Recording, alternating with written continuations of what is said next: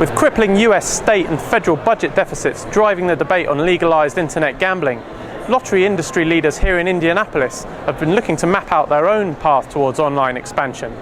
In my opinion, I think many states are opposed to the federalization of internet gaming. It seems that it's a direct competition to what's happening in the local states, and local states use lotteries as a optional revenue stream, a very important optional revenue stream that definitely revenue would be lost if in fact federal legislation came in to allow internet gaming. There are four basic questions that I hear from most policymakers. Number one, can you ensure that it's within our borders? Whether it's the United States, specifically for us, we want state rights on internet gaming, that it can happen only within that state. Number two, the credit cards would not be used. That it has to be a debit card or an ACH transfer from your checking account.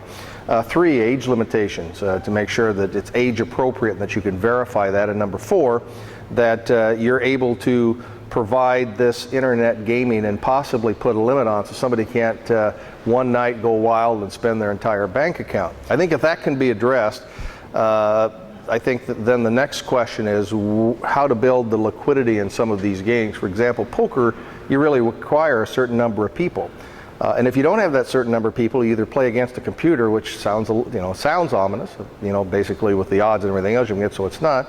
Or secondly, experts versus novices playing. All of those are concerns that can be worked through, but those are real easy things to talk about and sound very scary if you're trying to oppose this kind of transaction. The turning point in the last couple of years really has been the question of the illegal gaming and why do we allow the monies to go outside. Shouldn't we regulate and manage and tax what's happening illegally today? If you can do that, that's incremental revenue and something that may be good for the greater society.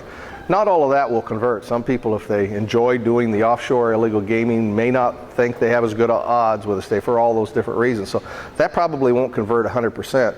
What will happen, though, is that the new generation coming up, who are used to using their smartphones and others with very secure banking transactions, all the things we talk about security, it's happening today. You can use it today. You safeguard it today. All of that happening, I think that we've got to look at that to have replacement. Otherwise, this optional gaming that many states rely on will start heading south and declining. Clearly, the largest voices in this, potential transformation have come from sports betting operators and existing online gaming operators in Europe. I think that in combination with existing lottery vendors like ourselves at GTech, we have to work with our customers to give them a much stronger voice. My fear is that we do not have a strong enough voice in Washington, or indeed within the states, to be able to convince governors and then Washington why it's important to allow lotteries to be able to run interactive games. So yes, states have to be more assertive and more aggressive, and as vendors we have to help them in that regard.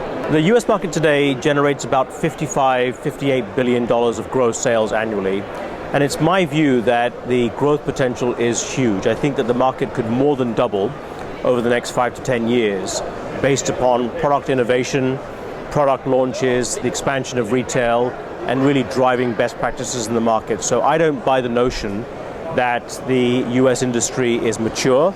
I think there is tremendous growth available, and it's limited first of all by the availability of products and getting products to consumers. I think that the online industry, as in the interactive industry, would be incremental to our existing business. I don't believe that it would cannibalize the business that we have today, but within the overall scope of my doubling, I think there's tremendous potential for online, as in interactive instant games and interactive lotto games, to be a significant contributor to that growth.